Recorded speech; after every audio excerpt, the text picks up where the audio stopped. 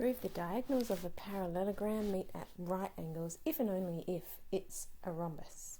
Alright, so we're interested in, first of all, a parallelogram. So I've drawn a parallelogram, and I'd probably say something like, in parallelogram OABC, let, and then we'll do our normal, let OA be vector U, and that means OA, so CB is also vector U, and OC, so that is also vector U but going that way. So OC and AB are going to be the same vectors because it's a parallelogram. I'm going to make them V.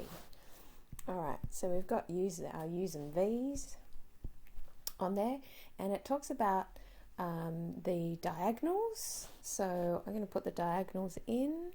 So I've got OB and I've got CA as my diagonals, and I'm looking at them and saying they meet at right angles if and only if it's rhombus. So let's make them meet at right angles.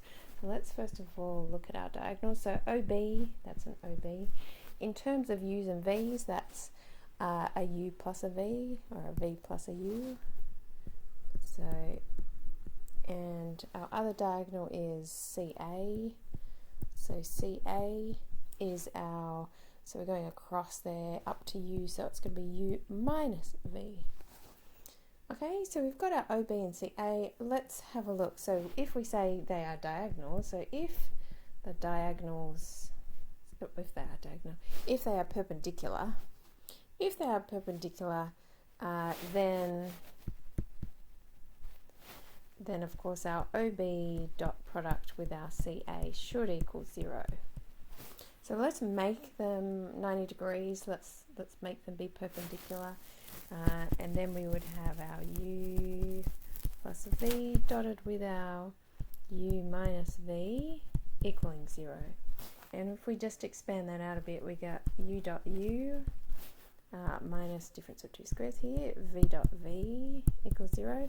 And we know that means that this minus this just equals 0, and that means this equals this. Alright, and if that's true, then we know that the modulus of U has to be the modulus of V.